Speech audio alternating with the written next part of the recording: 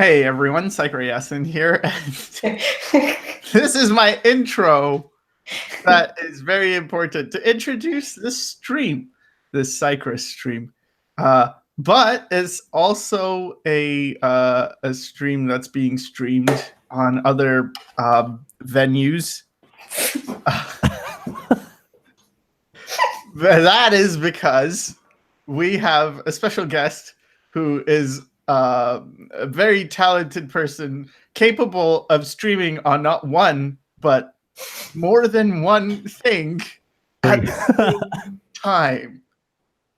And that is Mark, also known as MoteDD. Well, that's how I know him, as MoteDD, even though that's like, what? It's... name is Mark. He wanted to eat my brain, pick my brain. So yeah. Yeah. I think that the brain eating one is Bob. Yeah. Oh. So we also have Bob, who looks very, very similar to MoteDD. He's gone. I mean, to Mark. Yeah, I saw he dropped his laptop.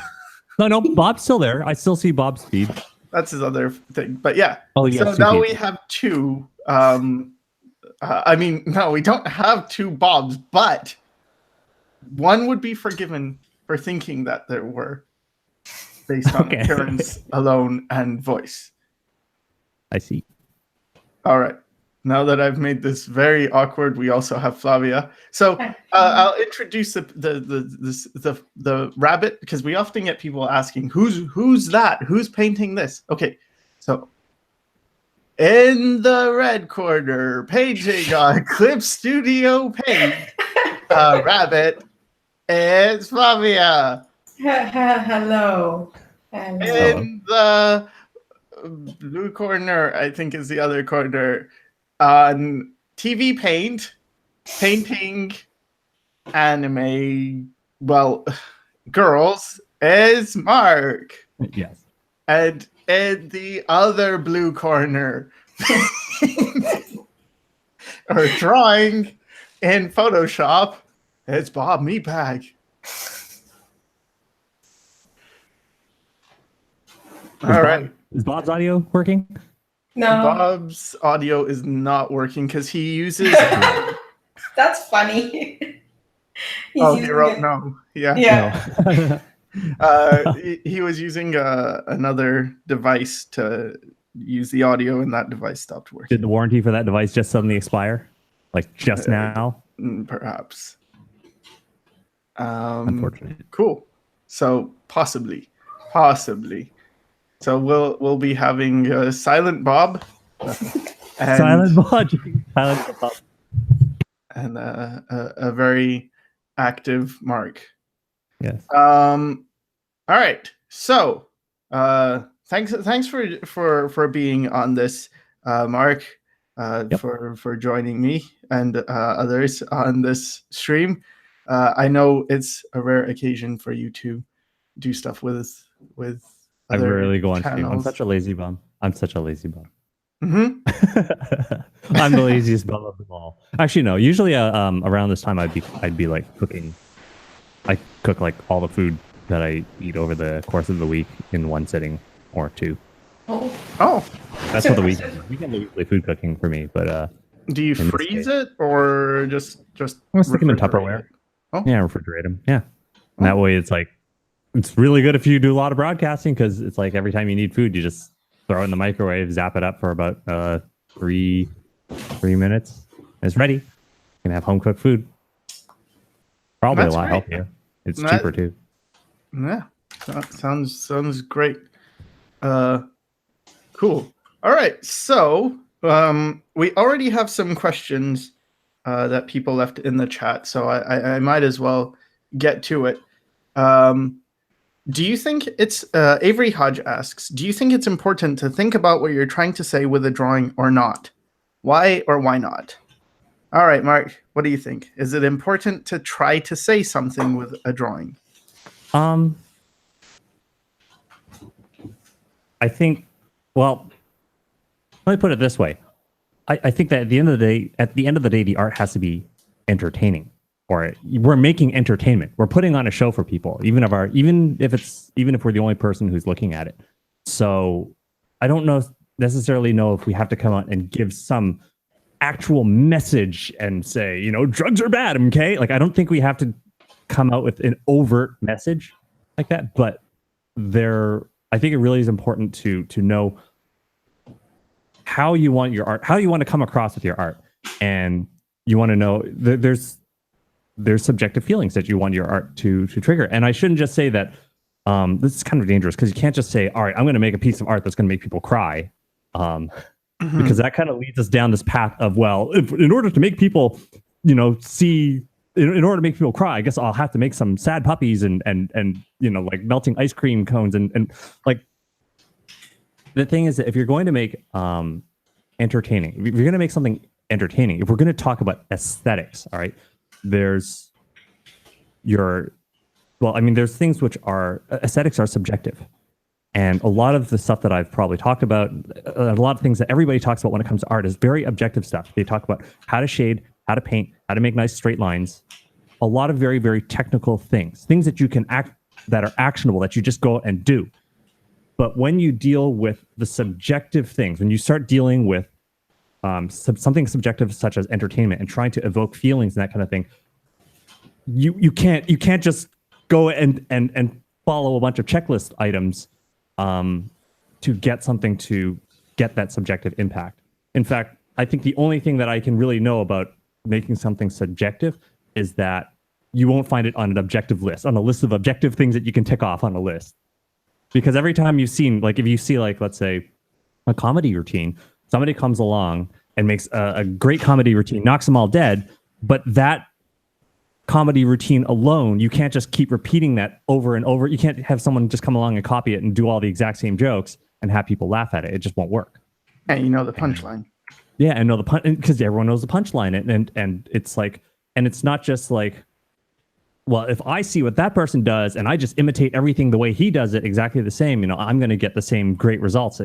It's not going to work out that way.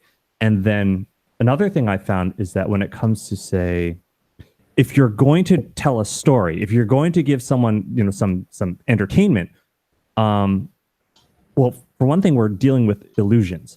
So at the end of the day, this stuff is all pixels on a canvas. It's all digital. It's not real. It's all an illusion. And when it comes to, say, working in perspective and you're working on an illusion, one of the first things you have to do when you want to draw in perspective is you have to fool yourself into thinking you're no longer looking on a flat piece of paper. You actually have to be the first person sucked into the illusion so that you can make the illusion better and you can really feel like you need this feedback loop of knowing, okay, this is looking a little too flat, and if I just adjust it this way, it makes it pop out a little bit more, and it's not quite, I need to steer the form this way, I need to steer the form that way. There's this careful tuning, this constant feedback loop. It's like when you're driving, you got to look out the window, you got to see where you're headed, you got to, you can't tell someone to drive somewhere by giving them step-by-step directions like you'd get on a GPS locator, right? In 50 meters, turn right. What if there's a car in your way? What if someone's crossing the street? So you can't just rely on these step-by-step instructions, which a lot of the stuff that you get, on these tutorials are always these step-by-step instructions. You need to know how to observe and then figure out, okay, what am I going to do? How am I going to change things? And so to tie that back into the making things entertaining and being able to say something with your art, it's kind of the same way, is that you have to, if you want to make someone, if you want to make sad art, like, you actually have to make yourself sad in the first place. You have to think of a scenario that makes you sad, because that's the beginning of being sucked into the illusion. And you've got to start, thinking about what it is that you're going to draw, not necessarily how you're going to draw, but you're going to have to think of the sad ideas or the happy ideas or the exciting things. You're going to have to think about, like, exploding buildings and having a parachute off of that stuff and having, like, chunks of rock flying all around you. And, there's all this exciting stuff. And then you got to figure out, well, what angle am I going to shoot it from, and how am I, and as you're working with it, if you're not feeling excited as you're drawing an exciting piece, right? If you're trying to draw an exciting piece, it's just not going to come across. People will know, like, how many times have you watched a television show that just did nothing for you? Just wasn't funny, wasn't exciting. You ever get that? You ever go on, like, watch like more a often than movie not. and it was just boring. More often than not. Yeah. Yeah, it happens a lot, right? And the thing is that these people who make these shows, they're being paid a lot of money to do these kinds of things. You know, they hire a lot of rental, they get a lot of rental equipment and actors, and they stick them all together, and they budget for this stuff.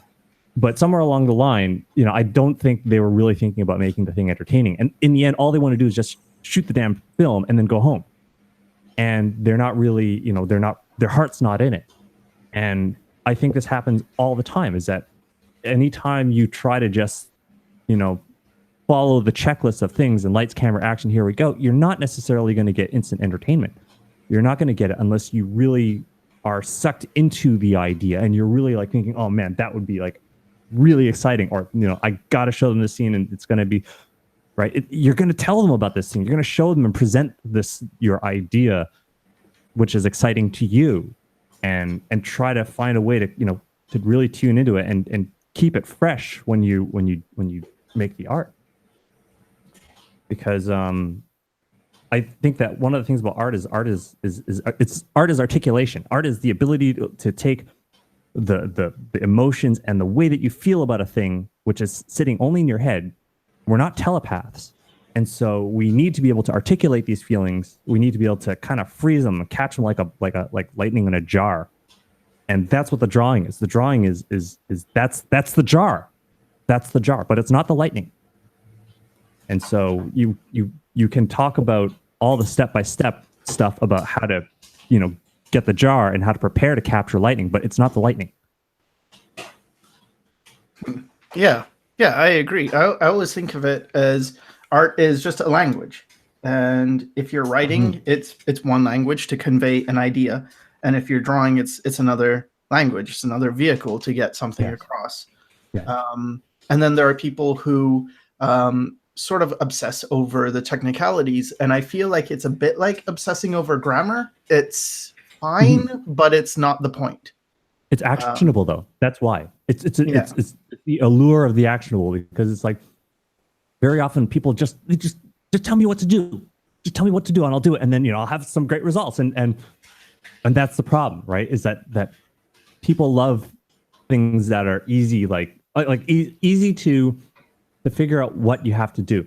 It's like, just tell me to chop wood. Just give me the axe and point me to the wood, and I'll just start wham, wham, wham, wham, wham. Like, I just can't wait to throw my efforts into a thing and get great results. But art's kind of not like that. Art does require effort, but I mean, in like atelier methods, it kind of is that. And yes, it's sort of like, that's why ateliers have such dramatic results, but it's so geared towards kind of drawing what you see, that if someone's like, okay, now draw that thing that you did or paint that thing from imagination. Well, I can't, but I can do anything from reference really well. So yeah, I think there are methods that are a bit more, I don't know what you'd call it, streamlined or academic, but they do have limitations. Yeah. I think. Yeah, go ahead. I think that stuff is valuable. It is valuable and necessary. It's indispensable. Like along the way, you're going to need those skills.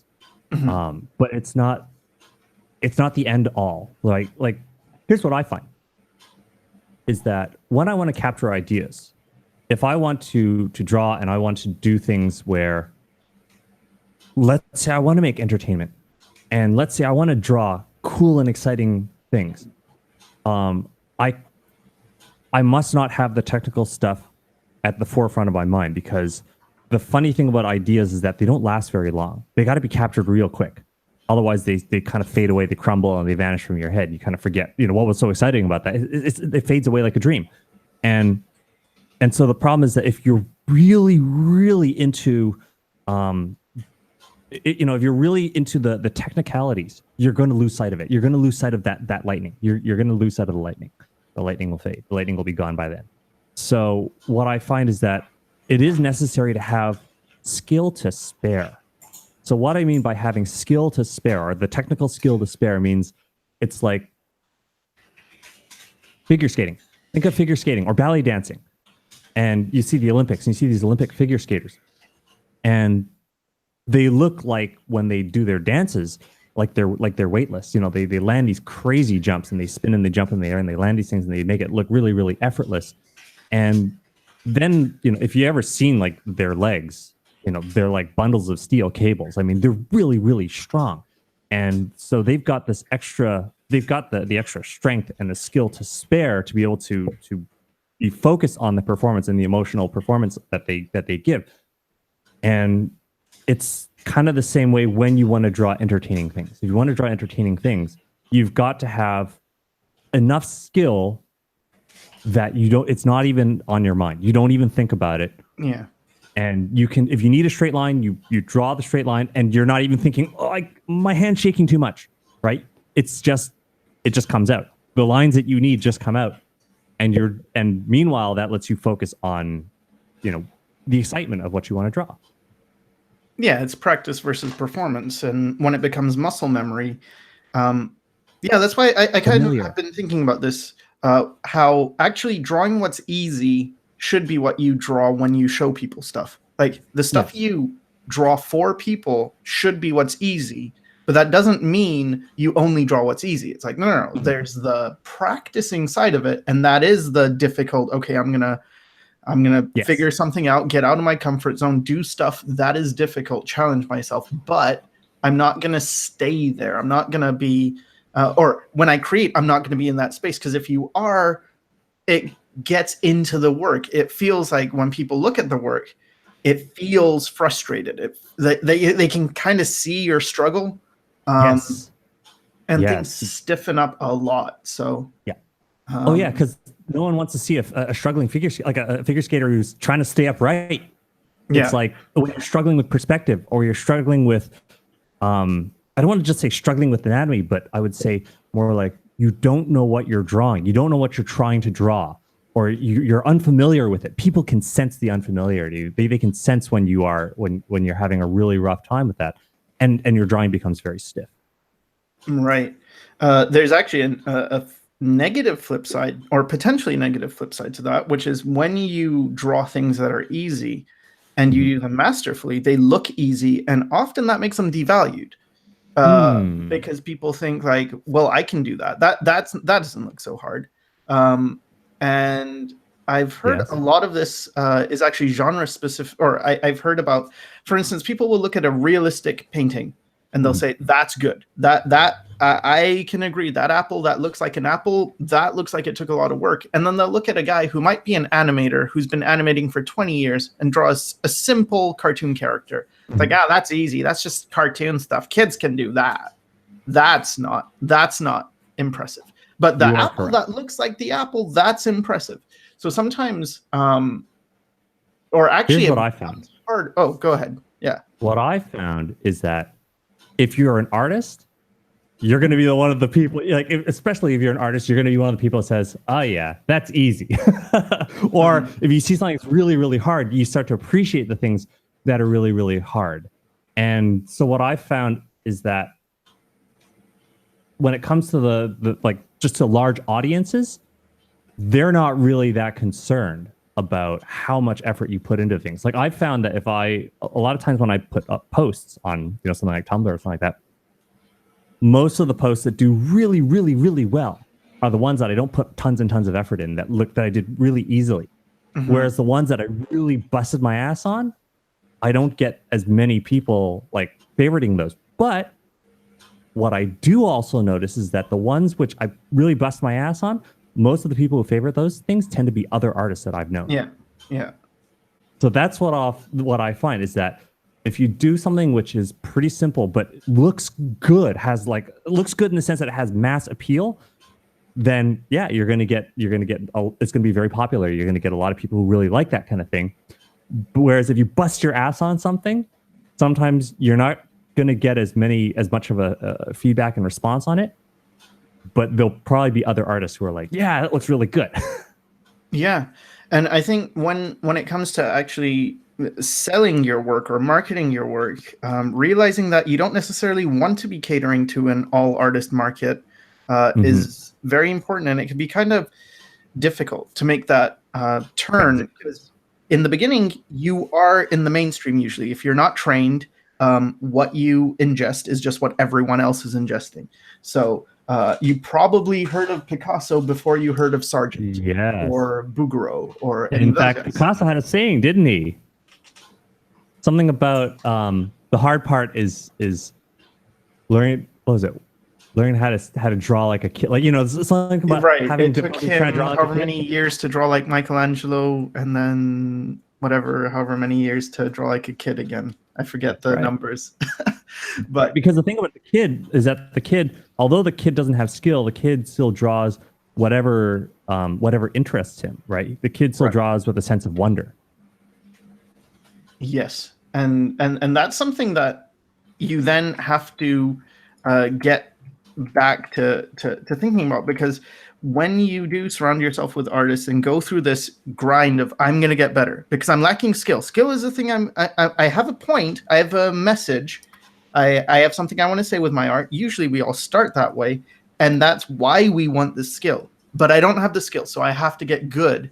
But then in gaining the skill is its own thing. It's like for instance, you could be a baseball player and realize like my swing's not very good. It's not very strong. So I'm going to work out. But then you could get addicted to working out. And now it's like, I'm a bodybuilder.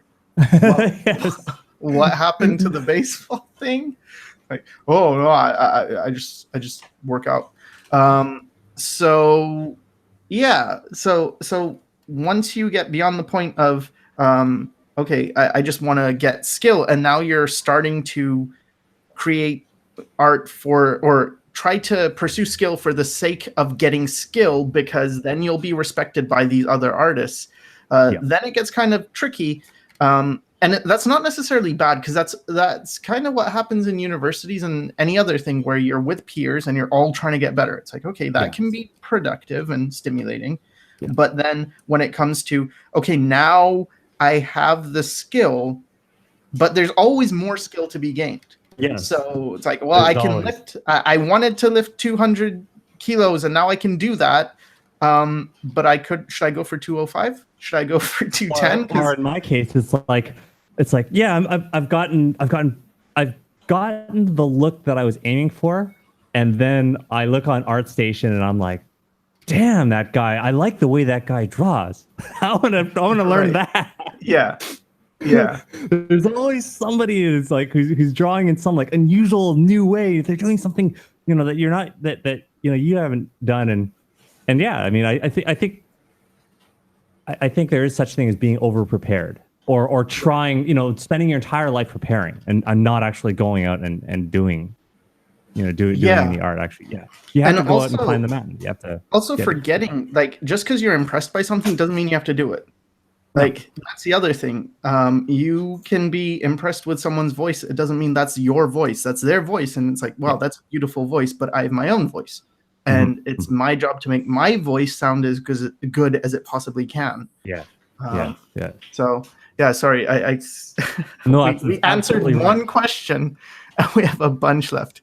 Okay, let's give you the fun questions. These are the good questions. These are like some deep and meaningful questions that I'm sure a lot of people like to me, like I almost think of them as like if you've ever played a video game like, I don't know, Path of Exile or Diablo, and you spend a while just ranking up, just leveling your character, and then you're going through all the starter gear and all that stuff, and then you're in the end game and your build's finally coming together and you're finally getting to see the potential of your, like, these are like end game questions.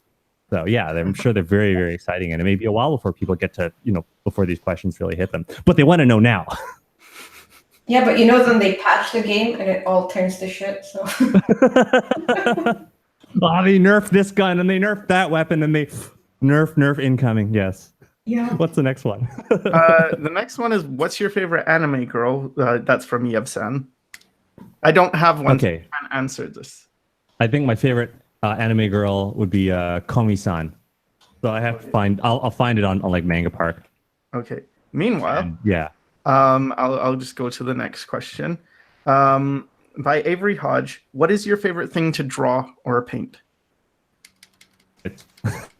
Actually, no, that's not true. That's not true. That's impossible. So a lot of times, it's actually the figure, right? So I do like to draw the narrow waist and thick butts and the legs and, small chest and I should say small torso, but like big tits. So like there's like a combination of things. So it's never just one part of the girl. It's kind of like there's a certain body type that I like to draw, and that's what I really enjoy. So, yes. Cool. That's probably what got me into drawing in the first place anyway. So it's like this is good. This is like now I'm at that level where it's like there's Komi-san, which you can see on my screen. She's kind of the thing about this character is she looks like the cool beauty, but the thing is that she's actually very, very bad at communication. So she's like extremely shy. So that's what I like about this. I like any character which has like a real like a big gap in them. And by a gap, I mean there's contradictions. So you would have a character who is, let's say, a real, brilliant rocket scientist girl or woman or whatever, and then at the same time really clumsy, or something like that, right? Like there's that other flip side to them. There's a contradiction. I've heard this about engineers a lot. They tend to be extremely good in a thing, and then quite incompetent in other things. So yeah, it's Gatmo way. Exactly. Yes, as far as the saying, it's Gatmo way. Okay. All right. Nuwa572 asks, how do you make your art more realistic? How do you make it more realistic? Realistic. Well, actually, let's define what real. Like, what does it mean when something is realistic? So, I mean, we can look at things like objective realism, and we can look at, how do things look in real life? And so, if you want to make things look more like, if you want to make it so that your art more closely matches objective realist things that you can see, that are objectively realistic, then there's nothing like actually drawing from life, taking a thing and putting it in front of you and drawing it. But I should probably give it maybe a little bit more of an in-depth to that, because let's say you wanted to do something that couldn't be easily drawn. Let's say it's an explosion. If you wanted to draw like a volcano erupting, and obviously you can't go and plot a trip out, to go and stand near an erupting volcano because it's very dangerous. But there's, footage that you could get, that you can go on YouTube and you can find some of this footage of these kinds of, volcanoes erupting. And if you want to say deal with, let's say, water, water splashing at a fountain, again, there's, video references you get from, let's say, the slow motion guys, and they would be like, spraying water and popping water balloons and that kind of stuff. And then they would be slowing it down. And what I'm trying to get at is that not only do you start looking at things in real life, but you also should start studying actual footage of things, because things that are real, there's one thing to make something where a painting where you can closely copy what you see is in front of you. It's another thing to actually understand the physics behind a certain thing, to understand, why does the water splash this way? Why does the glass break this way? Why does, if you see any of their slow motion firearms and slow motion explosions, you're like, wow, what's actually happening with the fluid dynamics? And there's realism that goes beyond just a still image. There's realism that you can see within physics. And I think that the more that you understand what's going on there, the easier it is. The more you know about your subject, the easier it is to make it, to draw it in a real fashion. Like, some people would ask me, how do I draw clothing? How can I do a better job with this clothing and these clothing wrinkles? And I found that one of the best ways to do that is actually get something like, there's a piece of software called Marvelous Designer.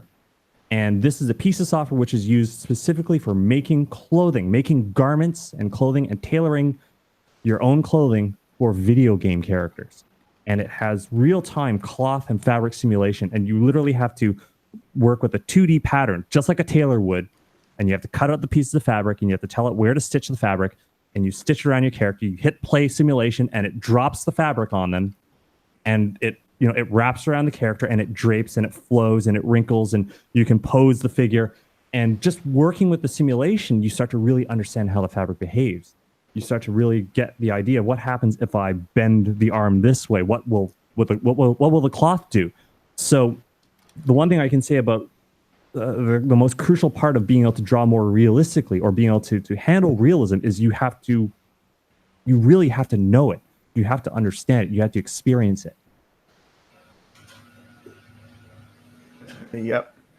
Yep, that's what I would say too. If you want to make your art more realistic, look to reality, and that doesn't mean you stop at reality, because you can, like, realistic can not, like, okay, kind of like likenesses. If you want to make a likeness, you make it just look like the thing, but then if you caricature it, you get even more likeness. And that's sort of, one could argue that's distorting reality, but I think it's more enhancing what you see, and you can do that with realism too. Another thing I should probably show you is that I believe that we very much have a filter on our minds, and this filter means that we filter out detail. I'm just going to show you this one image that I did a while ago. This is like 2009, and it's a study from life of a piece. It's basically a hunk of tinfoil. I took tinfoil out of my toaster oven, wadded it up just a little bit, and started painting that. And there's a reason I did this. Is because for most people, they skim. A lot of people have a habit of skimming, meaning that they see something and they think, "Oh yeah, I understand it," and swipe, they swipe past it, and they don't really study it. They don't really carefully understand it. So when I set out to draw this hunk of tinfoil, it's like I had to draw this piece of tinfoil such that it's like I would look over it and I'm like, "Yeah, that's the same piece of tinfoil. This is like a portrait of that piece of tinfoil." It's just like how we try to draw people and we're trying to draw them in a recognizable fashion, right? That piece of tinfoil, I had to capture that individual hunk of tinfoil. And that meant that I had to slow down. I had to slow down, and I had to really carefully figure out, okay, how wide is it? How tall in relation to the speaker that it's sitting on top of? Where are the biggest creases? Where are the biggest creases? And then where are the sub creases and sub wrinkles? And it was a very slow and methodical process. And I did this to force myself to slow down and not skim. And that's another thing I can say about trying to draw realistically, is that I know that everyone wants to do speed paintings and they think, oh, got to go fast. And they see people who go and they draw on YouTube and they keep watching these sped up videos. They watch these videos which have been sped up 12 times. Mm-hmm. And they watch, speed painting, and they watch, people who quickly draw because, it's entertaining. But They don't realize that, to draw this hunk of tinfoil, it took hours. It took hours to do it. And I think people don't realize just how long some of this stuff can actually take. And you just slow down. And I think it's better to do a good job than a fast job. Speed comes when you do it many times over. When you with familiarity, you'll gain speed, but you shouldn't aim for speed at the start. You should aim for getting the job done right. I agree 100%. That's true. And I think a lot of in terms of YouTube videos, especially now, there's a bit of a change where things have kind of shifted to being more about entertainment, and this whole be a YouTuber thing has kind of bled into art, I feel now, more than it did before. Where before it was a star. Yeah, there wasn't much reason to make videos other than, well, I just want to teach something, I guess. Because I know you started way back when, and so did I. So when we made videos, it's not like we knew, hey, we're getting some kind of paycheck, or there was nothing there for you. So whereas now it's like, well, I could be YouTube famous and I could monetize and blah blah blah. And to this day I still haven't really monetized many of my videos. If there are any that are monetized, I'll probably and someone were to tell me, I'd go back and demonetize them, because that was just never my intention, right? I always felt that for me, doing this kind of thing was just a way of keeping a record, so that if I ever suffered a brain injury, I could just go back and I could at least leave some notes for myself. That's why it's kind of like an archival thing for posterity. And I also felt that, why not? So other people might be able to actually make use of the stuff that I'd learned. Now, in terms of being a star, I mean, look, hey, you want to be a star, go for it. Because it's a whatever. At least it gives you a purpose. It's better than trying to be famous. I think is probably a lot more productive than, I don't know, just trying to play video games all all day. You could do far worse things with your time. And, maybe, I guess if you had that YouTube fame, it may be of use to you later on. That's great. That's fine. Like, I don't have a problem with people being, YouTube famous. It's not for me. It's too much of a microscope. I'm very much a recluse, and yeah, it's like right. Yeah, my thing was less about judging it in and of itself, like, but more considering it from the viewer's perspective, where if you are watching something that is made to primarily entertain you by people who just want to be famous, sometimes the information you're getting is not the best. So just take it with a grain of salt. I think, I don't know, maybe I'm going to get in trouble here by saying this, but it's more, think of the motive for why someone is doing something and then decide whether it's good to invest time. Or I would say try it out. Fine, go for it. Try it out. But try to figure out whether it works for you. And if it doesn't work for you, then find a YouTuber and just say, hey, I'm having a little bit of trouble with this method that you've shown me. Do you think you can clarify and maybe what's going wrong? Like here's an example of, like, take a screenshot of it. Here's an example, and try to. You can write a video response even. If you can capture your screen, you can say, I'm having difficulty. Do you think you could help a bro out? Like, I think for whatever reason that they made the video in the first place, I think it can still be a positive thing if you still try it out and see if it works for you or not. But the thing is that don't just mindlessly follow, is what I'm trying to say. Don't just mindlessly do it and think that it's going to make you a better artist.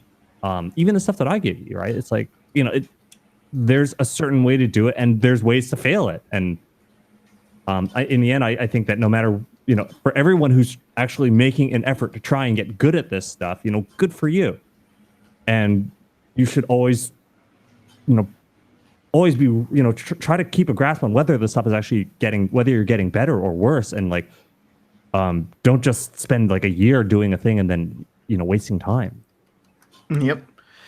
Okay, Libertarian Izzy asks, what would you say to the person who says digital art doesn't have the same soul or character that can be achieved with traditional media? Man, I was thinking of like, there's the Henry Rollins. Has anyone ever seen like the Henry Rollins thing about techno music, right? Or like the one where it's like, they're not artists because no one knows how to play a guitar, right? It's like, I get it. Like people will say that there are people who are out there who are naysayers of digital art, and they'll say that, it doesn't have the same soul or whatever. And I'm like, in the end, it's all an illusion. It's either pixels on a canvas, or it's going to be graphite on paper, or, in the end, it's never the Leaning Tower of Pisa. It's never the actual thing. It's everything that we create is still an illusion. And all of these things are just mediums, ways to store the idea. They're just ways to store the notion. And so it doesn't really matter, what you use to capture this stuff. Like in the end, the whole reason of doing art is because we're not telepaths. We have ideas and we can't transmit them through the meat prisons of our minds because we have to grab it somehow. And I don't really care what you use. Like, as long as you're not having to, I don't know, slay people and use their blood to paint on the canvas, as long as you're not actually having to hurt anyone to create your artwork, I don't really care what you use, what your medium is. It's just whatever medium you use that gets you to make lots and lots and lots of artwork and makes the best artwork, and it really is the best substitute for telepathy that you got, use that. And I don't think it will cheapen or worsen your art in any way. Like, I know that right now they've got VR headsets and these VR wands. I've seen this stuff. It's really cool. I've seen like Glenn Keane. You guys all know who Glenn Keane is. The guy's like a Disney animator, worked on like Rapunzel, and he was using like VR goggles and one of these like wand setups, and he was like painting. He was painting in 3D space. Like this system, it gives you perspective, like just on a silver platter. you don't even have to worry about perspective. You're drawing virtual reality and that kind of 3D stuff. And yeah, it's like it makes it easier, but I don't know. I don't see any need to go and sour grapes and come along and limit people from finding new ways to express themselves. And I think in the end, what ultimately matters is is your idea any good, and is it entertaining in the end? Yeah.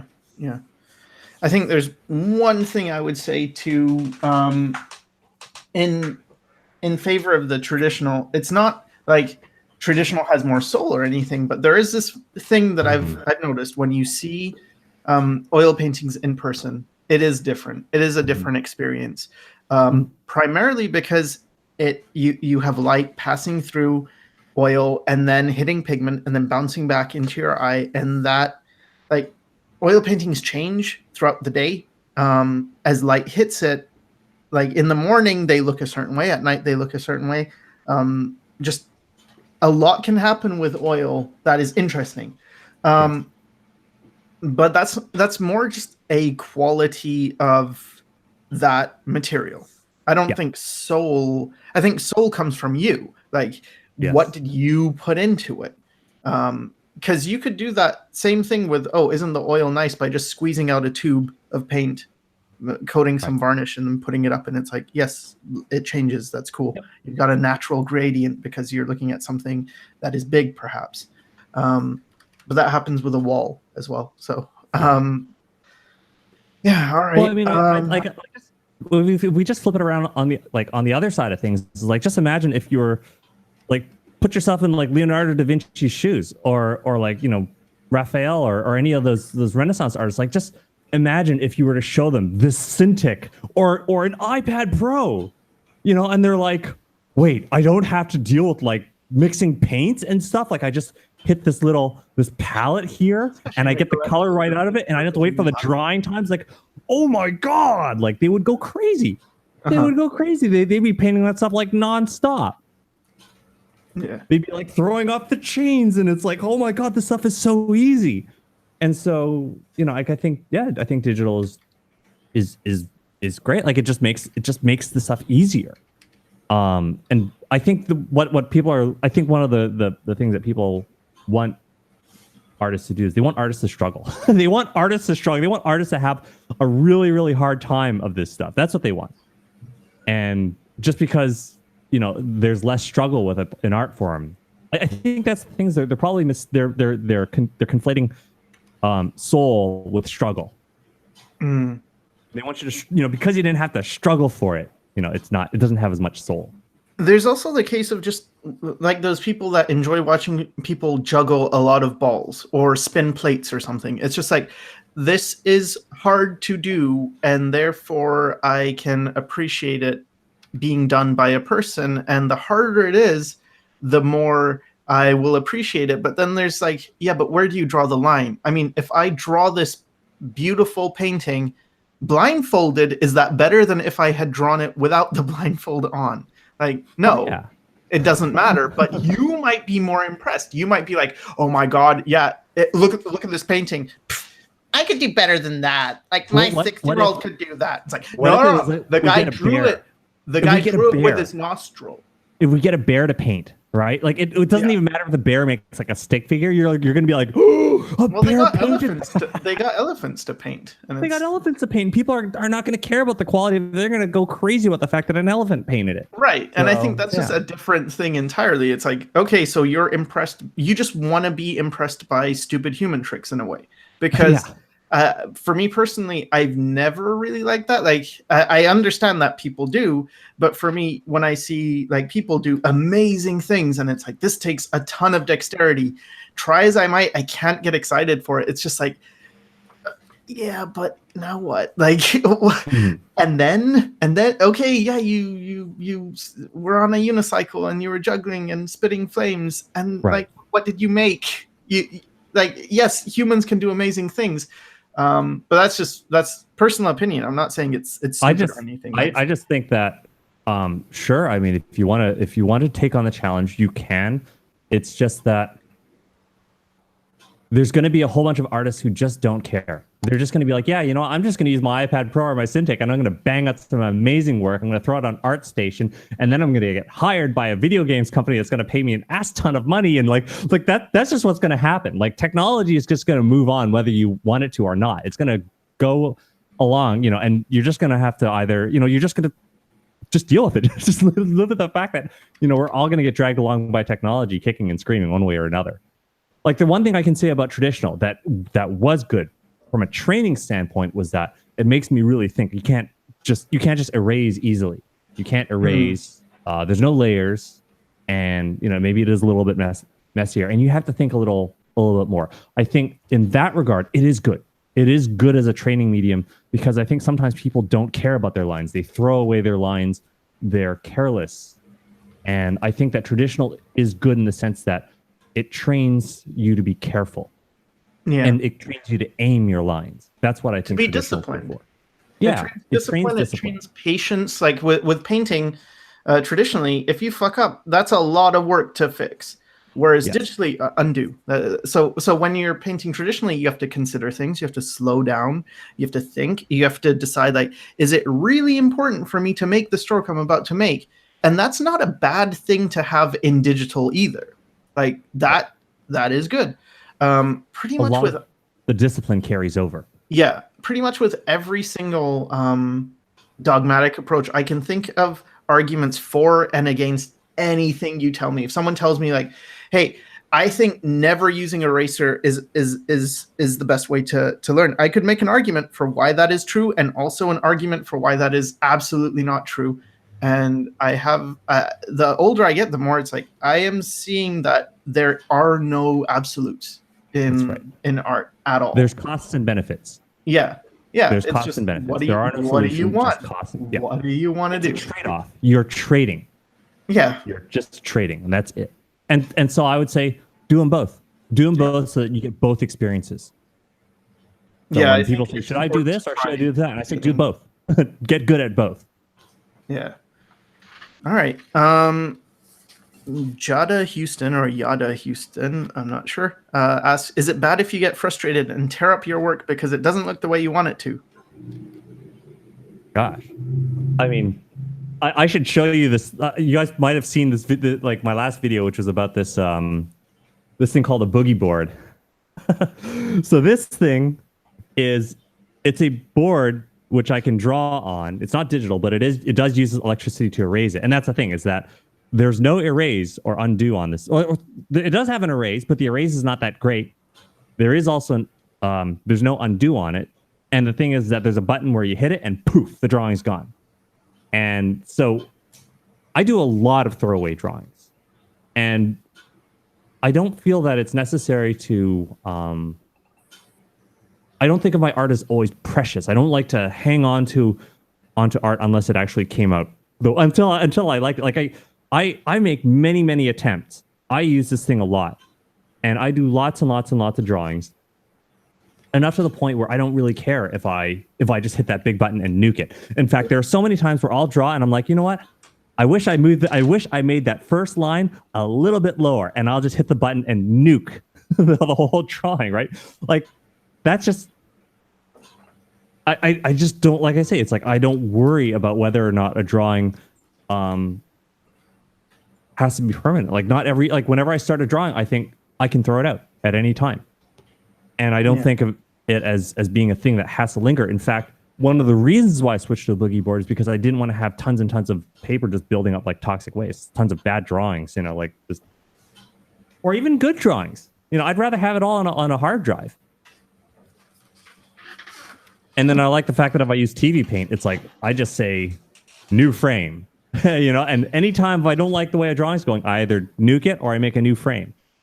And just understand that, you know what, you're going to make mistakes. You're going to make tons of drawings that don't come out the way that you like them, and start another one.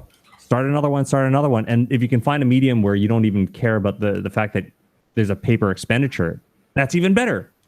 And another thing I find is that usually my first drawing is never like if I do like an actual illustration, if I set out to do an actual illustration, very often I might do a drawing and it won't turn out the way I want. I'll look at it and I'll say, yeah, I kind of wish I drew this part, a little wider and that part a little narrower, and I should have, moved this here and moved that over there. And so what I do is I do this thing called a knockback. I can semi-erase the drawing, and then I can continue working on top of it. And I can draw the lines where I think they should go. This is one of the wonderful things about working with digital. You can also do it with boogie boards, that you can do this thing where it's like, I'm gonna move some lines over just by doing a knockback, and I'll redraw it. No, like redrawing, I think is a huge part of the design process, and maybe not so much in terms of getting frustrated and tearing it up. Just understand that sometimes I do the first drawing knowing it's going to be a failure. It's like a crash test. It's like whenever you make a car, whenever people design cars, the first car is not the one that gets sold to people. In fact, you're going to have to take that first car and you're going to have to crash it. You're going to have to see, where does it crumple? Oh crap, the steering column wound up in the driver's compartment and is going to wind up cutting off a guy's leg. Well, you learn that by crashing the car. And then so what you do is you reinforce a certain area, and then you crash it again, and you make adjustments, and you crash it again until finally the car can be deemed, until the car passes code, then the car is good. And so, failure, I think a lot of this drawing stuff, you have to get used to the fact that your first drawings are investments. They're all failures. They're good. Your first drawings are very often going to be failures. I call them literally throwaway drawings, and you do them with the intent to find the mistakes. Do your first drawings to find the mistakes, to find out where things go wrong, and then you just knock them back, and then you fix those mistakes and keep going. So the thing is that you're going to fail. You just don't know how you're going to fail.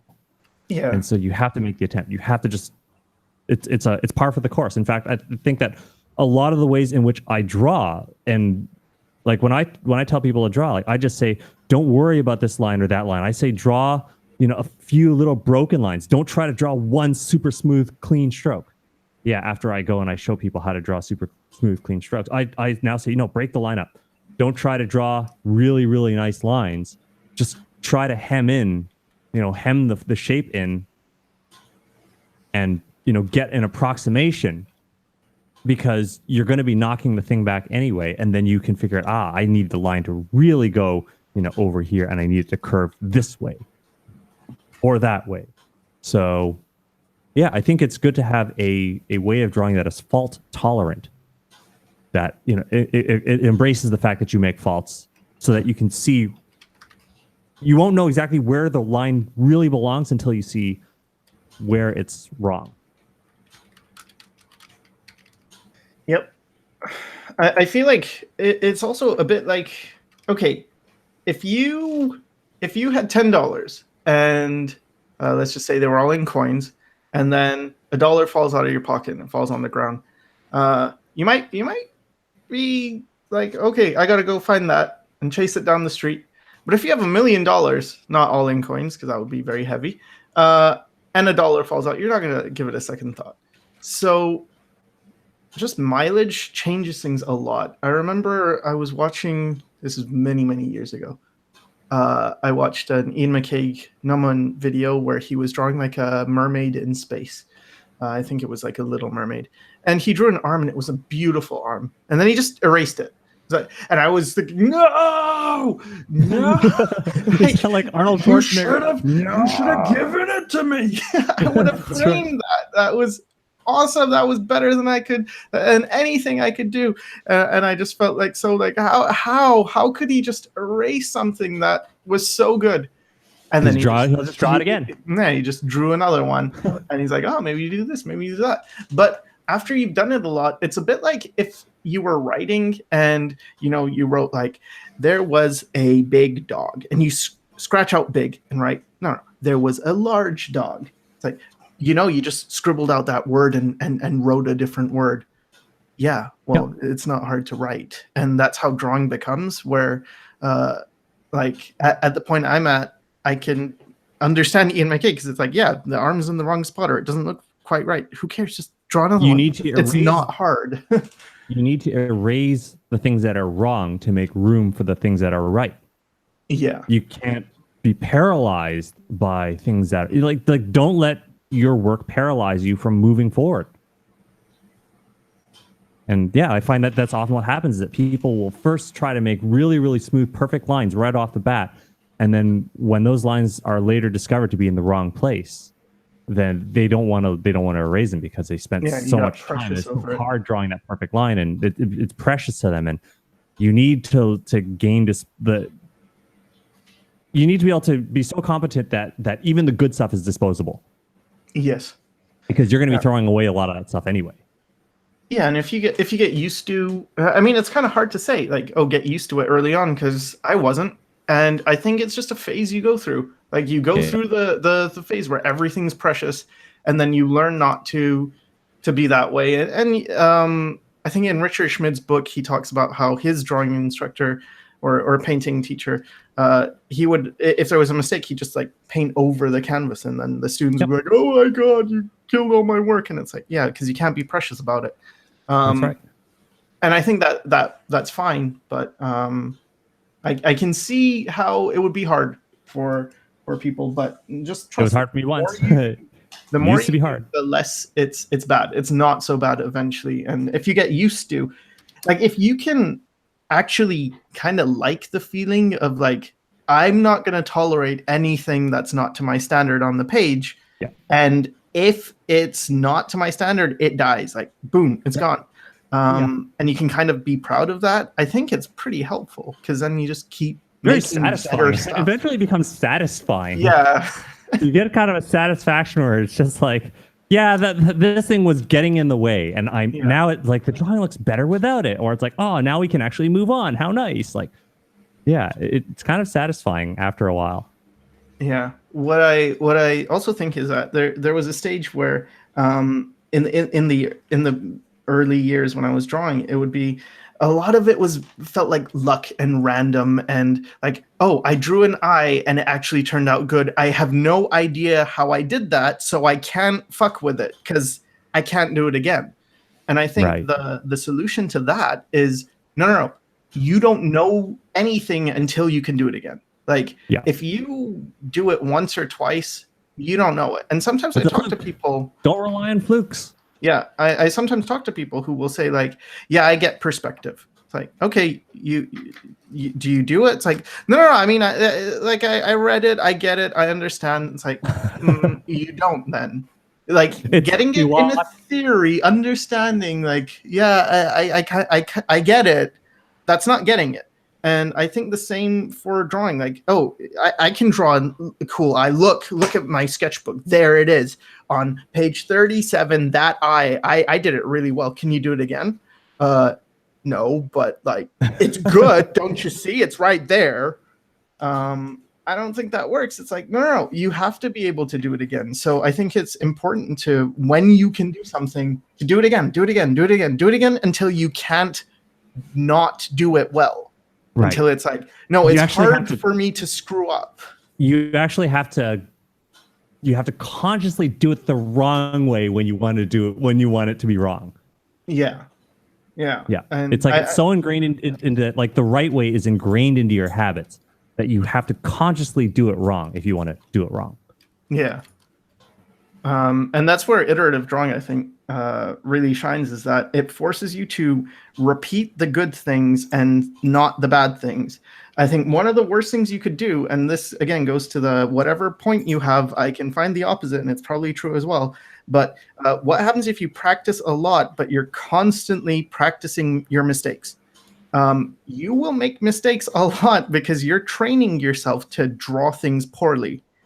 So you got to be careful about that too. Like, even being sloppy is practice. Being lazy is practice. Being afraid to make changes is practice. You're just getting practice at being afraid. It's habitual. It becomes a part of your behavior. Right. Yeah. Yep. Ethan Walker asks you specifically, Mark, how do you feel about Stefan Molyneux? I follow him, and I like to watch his videos.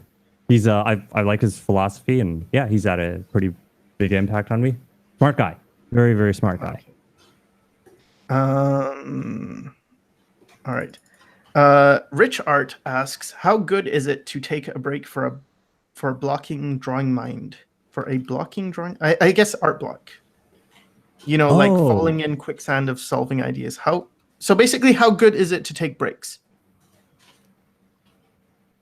I think, okay, I know this much is that when it came to art blocks, when I was doing a lot of study, when I was doing a lot of exercise, I never suffered an art block because I wouldn't have difficulty thinking about what am I going to draw next?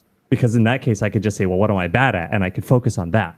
So I never really had too much difficulty with art blocks in those cases.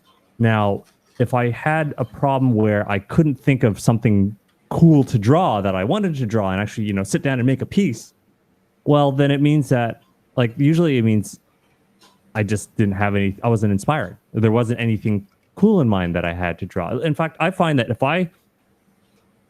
I perfect a certain way of drawing, after a while, I won't draw anymore because I feel like whatever piece I come up with is going to just turn out the same way anyway, so why even bother? So I think that is why very often I keep changing styles. I keep learning new ways to do things because that is how I get past art blocks. Because I find that usually if I keep drawing the same way, there's just no motivation. So I would say that art blocks usually are because you lack inspiration or motivation. Now,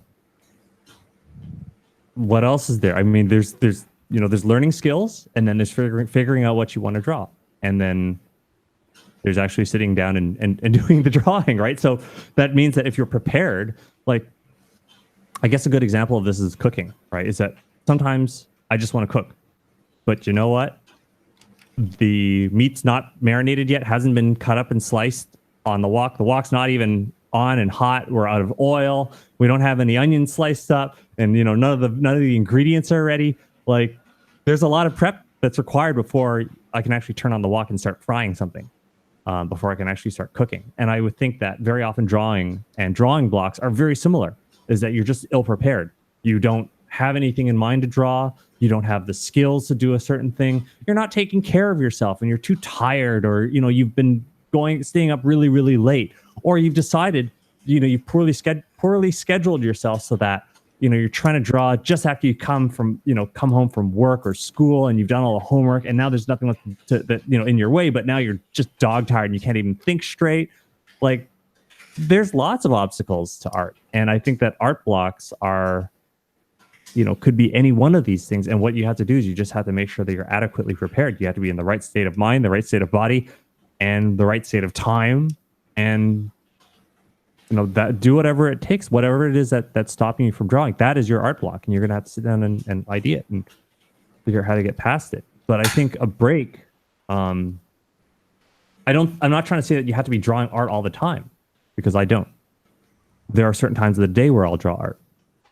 I find that there are certain times of the day where I'm just bright and early and I feel really good, and my mind's very clear. Those are usually my best times to draw. There's certain batches of time which are really good for me to draw. And then there's other times where it's like I've drawn all day and now I'm tired. And now, you know what? I could use a break. I could play some video games. If I'm tired, that's good video game time. Mm-hmm. But don't use the good art time for good, for video games, right? And don't use the good video game time for art, right? So, you do need to give yourself, you're gonna have to figure out with your schedule, what times of the day are good for you to do various things. And yeah, you got to work in times for you to be entertained and for you to relax and enjoy and be a human being and have showers and use the bathroom and eat and all those other things. You still, right? Because all of that stuff is to prepare yourself for the next day where you're going to draw. Yeah, definitely. I think breaks are super important, and they seem more important the more experience I have, because it's like. It's easy to get into the feeling of I should be drawing and I'm not, and therefore whatever bad thing. You might think well, I'm a loser, I'm falling behind or whatever, but there is a state where it's not so good to be pushing yourself too much. But the opposite is true as well. You don't want to be constantly well, I really should be drawing, but there's this new video game out and I really want to play it, and I've already put in a few hours, but I'm going to put in a few more. It's really a balancing. Like when is it bad to take breaks? Well, if you're taking too many breaks or too long, then I don't think that's very good. But I think breaks are good.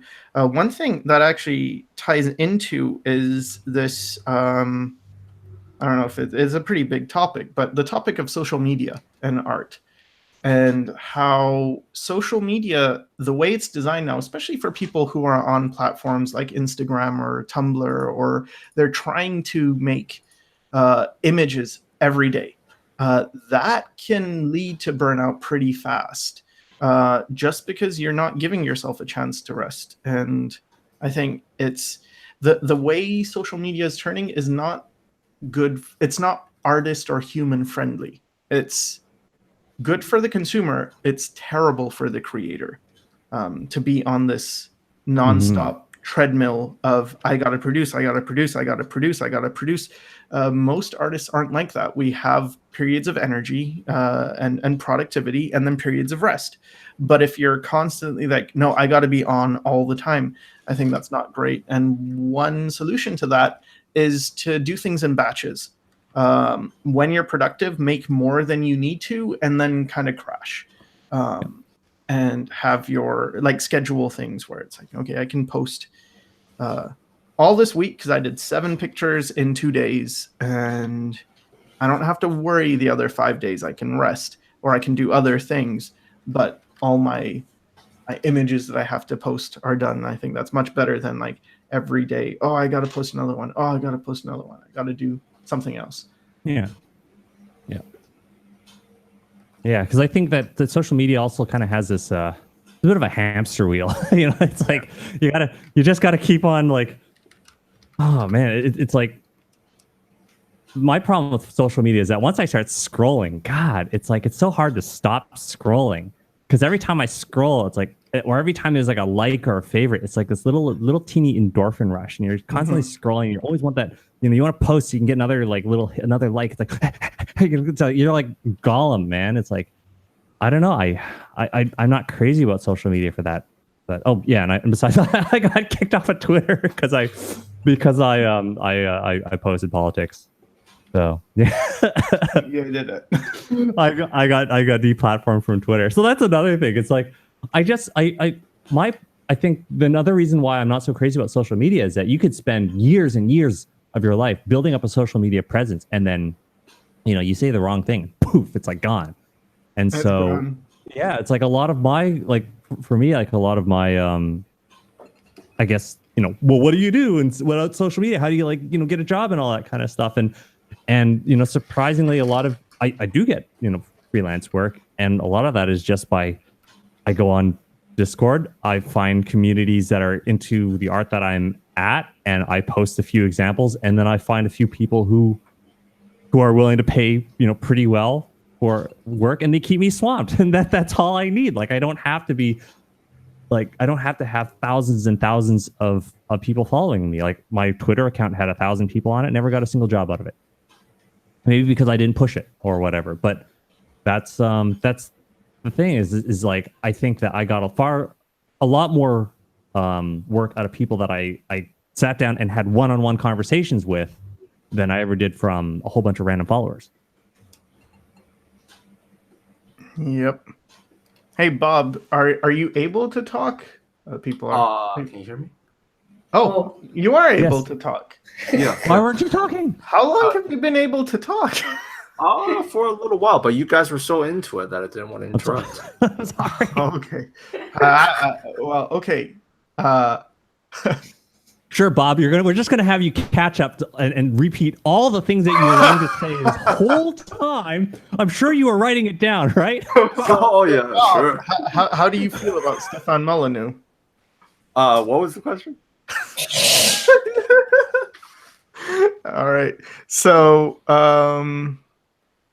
It's the Bob Show. It is. okay. KDB asks, how long did it take for you guys to draw most figure poses from memory, and do you still use references now? That's a Bob question right there. That right there is a Bob question. Changing something. You got to repeat the question.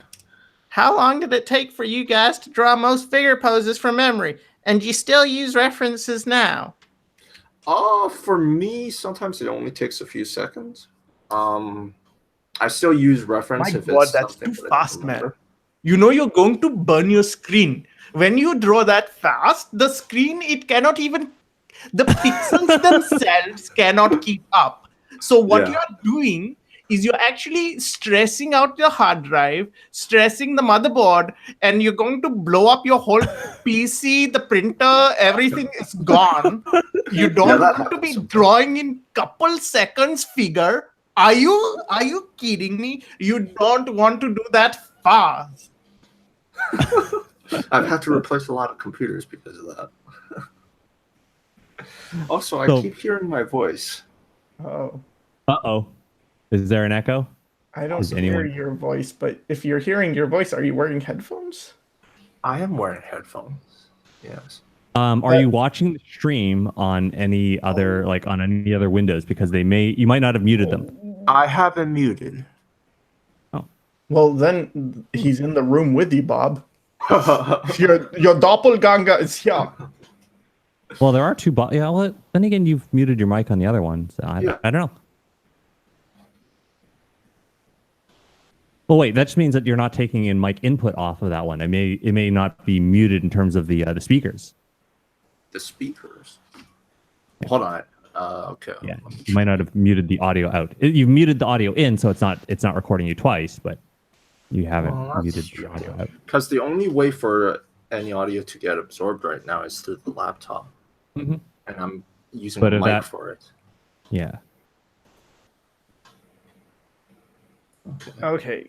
While Bob That is accent fixing wasn't his made audio issues, Jada or Yada or Yada Houston asks, how do you overcome the obstacle of letting people see your sketchbooks? Every single one of your drawings in your sketchbook has to be amazing, and then the Perfect. obstacle's gone. Yeah, exactly. It's gotta be that your sketchbook is the museum. I mean, have you not seen any decent artists' work? They never have bad work. They never have, and they never write in their sketchbook. That's terrible. Like if you're writing, what is that? A notebook? Is this your journal? It's not. It's a There's not sketchbook. one single bad drawing Like, in my The sketchbook. word sketchbook has the word sketch in it. And what does sketch mean? It means highly finished drawing. A sketch it's not even a drawing, it's a painting. It's a highly finished, refined oil painting, and it's perfect. It's perfect. Yeah. That's what the word sketch Okay. means. All right. Hey, wait. I'll actually explain. Real So I answer. use actually every single drawing that is in my sketchbook is really good. And the way that I do it is I use a thing called a friction pen. So friction pens are these erasable pens. They're thermally erasable. And so I'll do all of my rough drawings with a friction pen. And then, if the drawings aren't good, I'll erase them. And then if they are good, then I let them stay. And then I will ink them. And then I can use a torch lighter to get rid of the friction pen. And then the leftover ink stays. So yeah, every single drawing in my sketchbooks looks really, really good because I only tackle subjects which I know I can handle very well. Whereas if I'm just wanting to play around, I'll play around on my boogie board, or I play around digitally. Lord. So I literally managed to solve the problem of getting my sketchbook to the point where I can hand it to people and I'm not worried about what they're going to see in there. There's a way around everything. Is Flavia here? She is here. Yeah. See? Anyway. Sound like you're dying. I am. You're dying. Oh no. I'm being Why? suffocated. I'm being suffocated by a cat. Oh, okay. We're in different rooms because otherwise it would be an echo, and we won't be able to hear each other. That's why. Yeah, I think like when I see people who draw really nice or have really nice sketchbooks, I always wonder, do you have like two? Do you have one where you just dick around One where you and have all the figure bad stuff drawings? out, and then the other one where you actually make like nice work? But I think after a while, when you get more practice, and you're able to kind of churn out the same things over and over again, things like presentation do become important, and they are things you can kind of work on where your sketches now look better.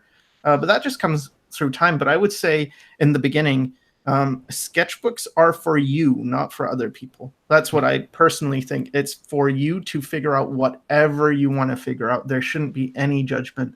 There shouldn't be like, look at my sketchbook and judge it, because it's like, no, it's for you. It's your sketchbook. And then out of that, you could kind of find images you like, print them out or finish them up, and then have like a portfolio or something. Or it's like, if someone wants to see portfolio is what you show to other people. Yeah, exactly.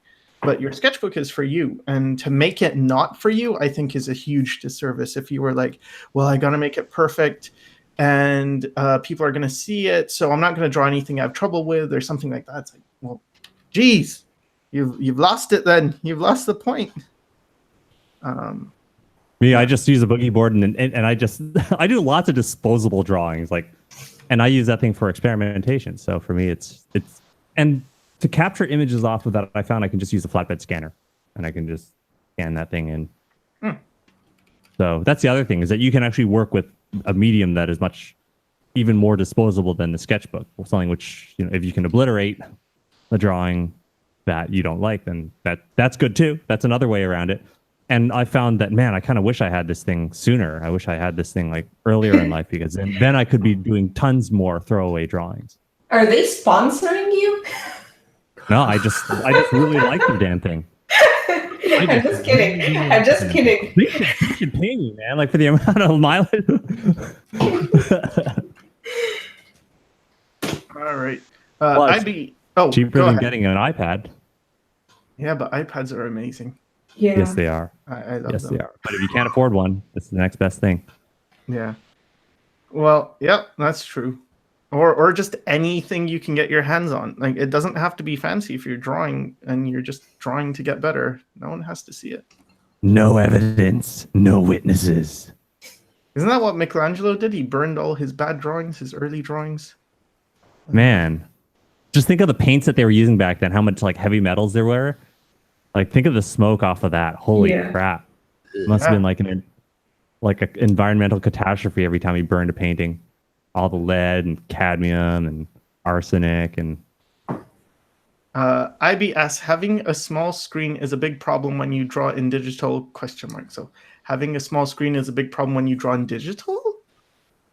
Or is having a small screen a problem when you work in digital? I think so. I think that's the question. I think he's asking that as the interrogative. Well, actually, well, this is a 12-inch screen, so I guess, I mean, you could consider this to be a small thing. But at the same time, I'm like, if I need to draw a large curve, I zoom out, and that becomes a large curve. If I need to draw something really tiny, I zoom in, and then boop, and then it becomes... So a lot of times I find that I have like an ideal curve that I like to draw, that I'm just very, very familiar with. And if I need to draw larger and smaller curves, I literally just zoom in and zoom out, and I can rotate the canvas to get the curve that I need when I'm doing any kind of, you know, cleanup of lines. So it kind of becomes a moot point. And then I have another monitor, so I'm using dual display, and that other monitor, what that does is that allows me to, I've got a navigator up on this other monitor here, and that lets me, you know, kind of see the overall picture. So yeah, that's how I manage to not lose sight of things when I'm zoomed in on a little teeny monitor like that. I don't know, Bob. What are you doing? What? What are you drawing, Bob? What is it? I see what it is. What? What's wrong with it? Absolutely nothing. Is that a spoon? Is he trying to feed him, or is he cutting his... Well, nothing's happened yet. Okay. Yet being the operative word. All right. Okay. Just a man 400 asks, I have been working on a strange, different style. I have trouble making the females look feminine. Any tips? Making females look feminine. I mean, I I don't know. Like, it's kind of hard because I don't see I can't see your drawings. Like if you actually posted an example, then I'd be able to look at it. Is it possible for people to post links? I don't know. I don't think so. I don't think in YouTube, but I could be wrong. You can try. Could try. I hope it doesn't like clobber you or anything. Yeah, I don't know. But I mean, whenever I draw, I mean, like there's the way that I draw women, which is like super duper exaggerated proportions.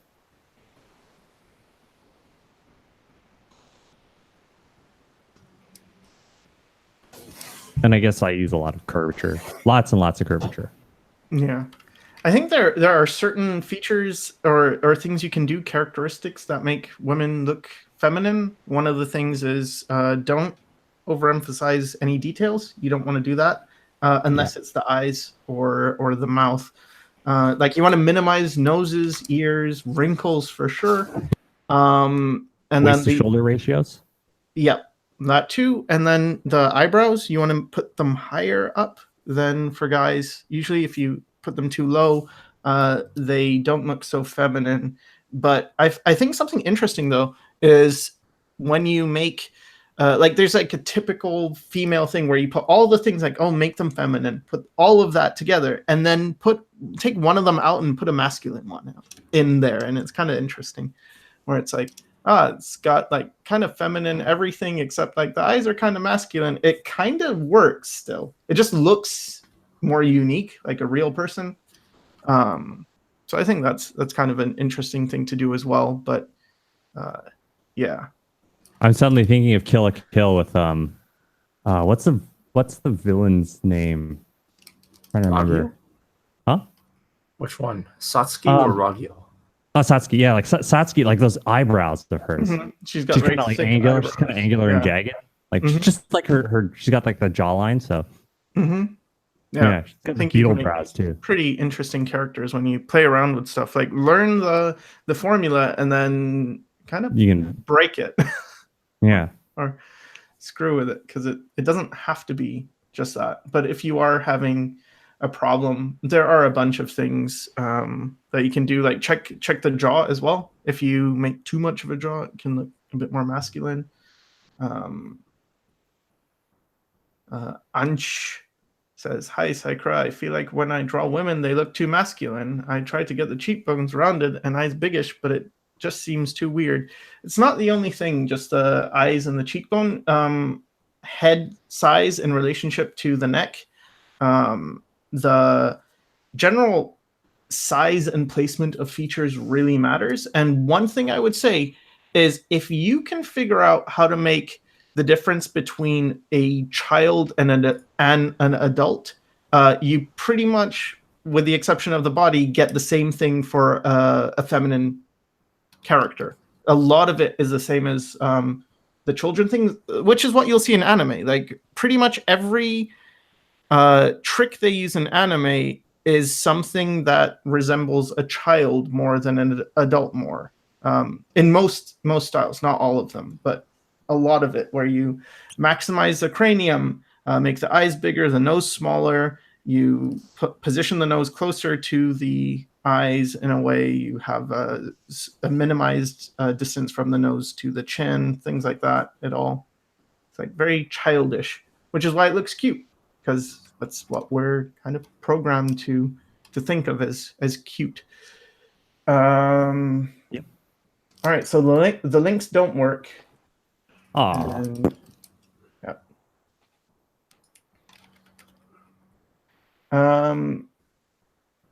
Me Horror Show says, looking at Bunny is making me a furry. I think it's like those guys that some of the pastors in churches who say like, well, you can't have homosexual material because that if we look at that, we'll get gay. And it's like, I don't think that's how it works, dude. You sure? If looking at the bunny is making you a furry, I don't think it's the bunny. Might be something else.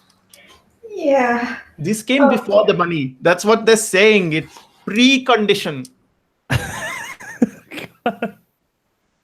Oh, I love that accent. Always gets me. It's pretty good. It's like they made an entire culture around things that just sound funny. It's a culture of trolls. Thousands of years of history and culture and whatnot, and that's what it turns into. Oh boy.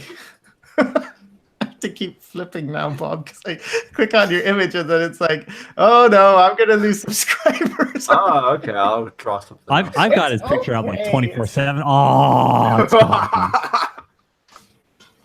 Did you want to see it, Mark? I was watching this the whole time. Oh. Watching it and uncontrollably salivating. Oh, it's very tasty. Yes. All right. I don't know. I had dinner not that long ago, and I'm inexplicably hungry all over again. If you want an appetite, tune in. Right. Enrique V. Oliveira asks, how to find the equilibrium between a style and reality? Who says there has to be an equilibrium? You can completely unbalanced. You can go completely off the wall if you wanted to. Like I think, I say this much is that it's good to know reality so that when you break a rule, it's like it's on purpose.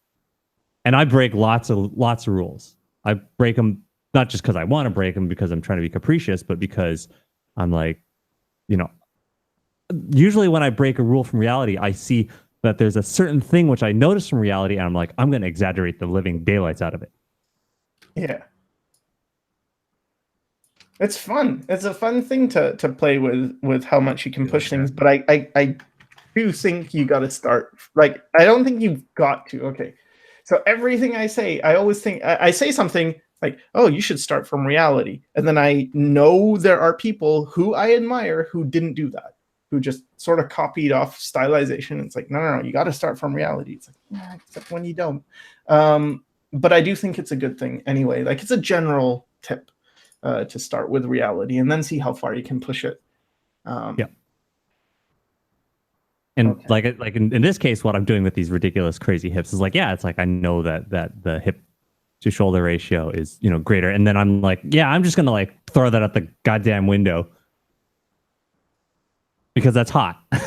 That's just like, and you can push it as far until you find it breaks. Like I always find that's interesting. Yeah. Where is the line? Where does it go too far? When is it like, oh wow, this actually went too far? I guess you can't. If you're still able to make it work, then congratulations. Like that's another thing. It's just not just figuring out where how far you can go before it breaks, but also figuring out how far can you push it and keep it working. Yeah. And that also depends on who the viewer is, because what I found is when you talk to people who are probably older than 50, they have a lot of difficulty in general, from what my experience has been with anime. They can't see it the same way because they haven't grown up with it and they haven't sort of internalized like this is okay. So if they just see it, it's like that looks weird to me. Looks very strange. So I think it really depends on that as well. So Flavia, she never grew up with Dragon Ball, and so the people in Dragon Ball look extremely odd to her, but they look completely normal to me. They look like stroke face. Yes, I don't. Did you just say they look like they've got stroke faces? I did not. Stroke not. I did not. That is what she says. They look they've got the stroke face. Like, that is not politically correct. That's not true. I did not hit her. It's not true. I did not. I did not. Oh, hi, Mark. Oh, hi, Mark. That's bullshit. I did not hit her. I did not. Okay. You're my favorite customer. Metal Sphere Sprint says, do you think self-learning with books and practice, etc., is as effective as an art teacher? Depends. A book can be. I really like certain books a lot, and I feel like they've helped me a lot more than most art teachers. But an art teacher can do something a book can't, which is like tell you, hey, you know that thing you just did? Don't do that. Or like they can art kind teachers are more interactive. yeah, it's that. You But I would also get say that a book and also teachers give insight. They don't give experience. And experience is really what counts for a lot. Yeah, I think so too. You can't get by without experience. And that just means you're going to have to do it. You're going to have to make a bunch of failures. You're going to have to try this. You're going to have to try that. Like you can read all of the greatest books. You can read all the same books that I read and know all the things that I know, but that's just knowledge. It's not experience. Yeah. So, yeah, just because you know a technique doesn't mean that you've got the experience and the familiarity of using it. Because I tell you, when I draw, it's not like every single bit of that knowledge that I've absorbed from a book is like streaming in at me and pummeling me in the face, and I'm having to juggle everything I've ever known. Like, no, it's like that stuff's like kind of it's influenced me on an instinctual level, you know. But that's it. It's not. I'm not constantly thinking about all the things that I ever learned in a book. Yeah, I think from it. Better. Yeah, I do think the best teacher is just experience. By far, yeah, you're absolutely right. I think teachers can be good too. I have like a few books that I would. Teachers and books will get you in the right direction. They give guidance. Yes, but not experience. Yeah, and it's guidance that often comes from experience, but there's nothing like having the experience yourself. Also, it really depends on who you are. Like, are you the type of person who learns best from books, or the type of person who learns best from teachers? Because that changes things too. Just based on who you are. I've seen people who they are not. God, Bob, you had a name for this, right? You're a kinetic learner. Oh yeah. I learned that from martial arts. Yeah, it's that there's different. People have different ways of receiving. What's the word? They're more in tune with either their sight, their hearing, or their senses, or feeling kinetic energy. And for me, so watching you things you can't learn unless you experience corporal punishment. What? You can't learn unless you experience corporal punishment. Yes, exactly. I need to be punished. Then I'll understand. It's something you learn. You learn to be sadistic and masochistic. Sorry, you need balance. No, that's what comes to mind when you say kinetic learning. I have to get punched all the time. I got to get beat. But yeah, that's basically it. Certain people are more in tune with one or two different types of senses, and by learning that way, it's a lot more efficient. It's very true, because Bob taught me how to draw trees, and he told me you just feel the tree, and that actually worked. Mm-hmm. Like, I have no visualization skills, so great choice of career. Hey, I can't think, I don't see images in my head. All right, what you need to do, you need to become an artist. That's the thing for you. You just need to be creative, and don't forget, green is not a creative color. Boy. Yeah, you gotta. Oh, is that a reference to something I don't get? It's a reference to the YouTube series. Hug Me, I'm Scared. Or Don't Hug Me, I'm Scared. Yeah, that's right. Yeah. Oh boy. It's called Don't Hug Me, I'm Scared. Yeah. Okay. It's a you have to. It's very good. It's very well done. And it will break your sleep pattern. Oh boy. But my point was that there's different ways of learning, and you got to find out what way works for you. And self-discovery is really important. You start, right when you hit puberty, you start your process of self-discovery.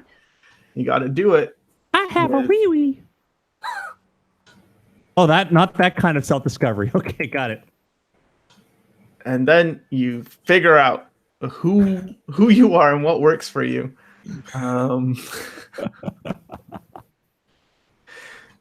You never know. You can be surprised. It might be this year's catalog. You never. Oh, they're out of business. Nah. There you go. No. There's no Sears catalog. What is this? 1962. Okay. Bob and Weave says, we're almost out of time. Actually, we are out of time. We're overtime. We are overtime.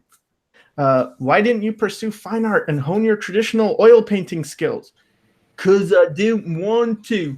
I felt like there was something else for me in the world, and I was chasing that. And then that thing ran away down the hole, and I chased it down the hole, and I got stuck. Actually, that's kind of what happened. I was following one thing, and it's like, well, so I've said this a bunch of times. I'll just say it again. Good night for everyone who needs to go to sleep. I wanted to draw portraits that were sad because when I was a kid, I never saw sad pictures that felt the right way. There was no one in the portraits who looked as depressed or angry as I was, or full of hatred. And I wanted to see that because I wanted to know, I'm like, are there any other people like me in the world? And so that was my mission. And then I thought, okay, how do I do this? And then I saw a Bugoro painting, and it wasn't that the expression was captured that I wanted, but it was that the skill was high enough to display a picture. And it's like, wow, I need that. Because if I had that, I'd be able to say what I want to say. I'd be able to do these portraits I want to do. And I was doing them. Like, okay. And I learned how, or I was trying to learn, and then I learned and learned and learned over many years. And then it's like, okay, I'm moving towards that. And then I saw caricature, and I was like, wait, this does the thing, but more. This like you took a thing, like a portrait, and you made it even more like a person. It's like, wow, I got to learn that. Then I went into caricature, and then I saw some of the best caricaturists were animators, and I was like, damn, they have gesture. My everything I do is stiff. How do I get that? That's really important. I went into animation. And then animation was all about like, oh, let's do work. Let's get jobs in animation. And I realized I don't want to be an animator. I just want a gesture. I got the gesture, and now what? Everyone's like, oh, we got to get jobs, right? Got to get jobs in the animation field. Like, okay, so I'm not going to be doing that. Oh, what do? I guess I got to get jobs doing something else. I have painting skill. Okay, I'll do stuff in painting, I guess. And then I forgot what my original point was. And then I realized I have a gallery that I don't care about. And what do I like? And then I thought, well, I like that whole depressed hatred portrait thing, right? And then I realized I don't actually feel those things anymore. So that's not going to be, I won't feel like I'm painting with integrity if I do that. I'll be detached from the feeling that I originally wanted to see. I was like, all right, well, what else did I like? Anime stuff, I guess. All right, let's do that. Let's try and come up with a style and make something that I think I can do. So that's why I'm not doing fine art stuff. But then if you ask me now why I don't do it, it's like, Jesus, it's not fun for me. It's not the process I enjoy. But maybe I will. Who knows? I don't think I could ever like run a gallery and have to talk to art dealers and a lot of it is that. A lot of it is we have a client who wants a 2-meter painting that is predominantly yellow because they just painted their walls and their color scheme is yellow. God. It is that. This is true story that I've heard. So yeah, it really it's its own, like each thing has its own career path and they're very different. So when we talk about art and getting jobs in the industry is usually just the entertainment industry, and that's only a small part of it. There's lots of different art things, and they're very different. And I already said that, so now I'm being redundant because our time is over. In the overtime, we get redundant. So, okay, last question. IB asks, do you have ideas on how to start with reality if eventually you want to draw from imagination? All right, Mark, Bob. So if you wanted to, sorry, could you rephrase that? That one was a little complex.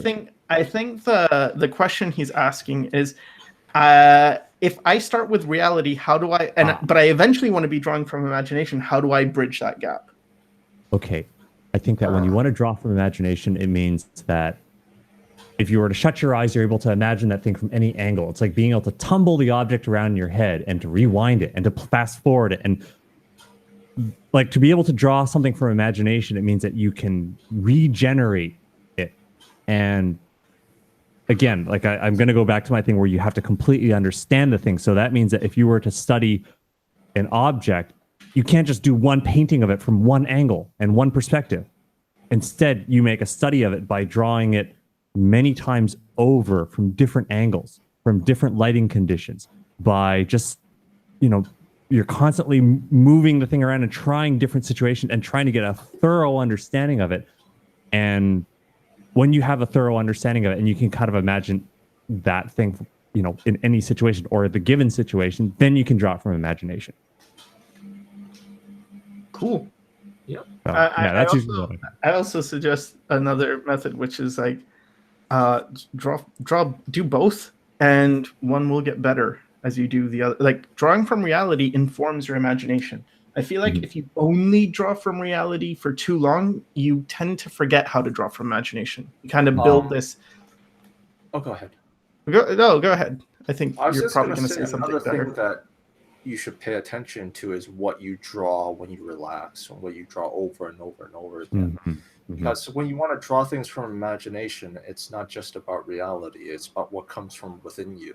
So one of the things I notice is that I draw screaming faces a lot, or I draw clowns. That's a repeating pattern in your own psychology. So that means that's something that you can draw upon, literally in this case. Yeah. But if you pay attention to that, then you realize there's already something within your imagination that wants to come out. Then you focus on that. It's like a subject matter. You can bring it out, you can practice it, you can draw it over and over again. And then when later you practice stuff from reality, you can add into that inner library of your own works. So you can eventually create your own characters. You can create your own worlds, just things that fit into the topic that you already have within yourself. That's basically it. I also had one other thing, which was that I would do a lot of life drawing, but what I would do is I would spend my entire week preparing for life drawing by first drawing people from imagination using, my own technique and whatever. So I would use construction. I would do, and I would try to figure a way to draw people from my imagination. And then when I went to life drawing, I wouldn't suddenly change my style over and my way of drawing over to some life drawing way of working. Instead, I would use my studio technique in the life drawing studio. So that meant that whatever I was doing to draw from imagination, I had to use when I was drawing real things in front of me. So I also did that. Cool. Yep. There are lots of different ways to learn, and you should try them and see what works for you. And yeah, I think that's all we have time for. So I want to go ahead and thank my special guests, Bobby Bag, Flavia, and Mark. Wow, you can do that beatbox and stuff? That's fancy. Well, now. All right. Well, it was great being on. Thanks. I'm sure. I know they'll like me one more time. Well, hey, maybe we should do this next week. Not next week. Maybe, but not next week. Okay. But yeah, we should. Well, some other time. All right. Yeah, we should totally do this again. I really enjoyed it. Oh, that's great. I'm so glad when people enjoy things. Okay. Sorry. Thank you to the viewers who tuned in, and for all of the people watching this in the future. I suppose there are people on Mark's channel as well. Yeah, it was great having you. It was. I'm very glad. Thank you very much for inviting me, because I had a great time. Thanks for having me. I had a great time too, and I think you answered a lot of questions with a lot of knowledge and good wisdom, and you didn't put the dumb in wisdom, and I appreciate that. All right. All right, Peace out, guys. take care, everyone. Bye. Take care, everyone. Bye-bye. Bye.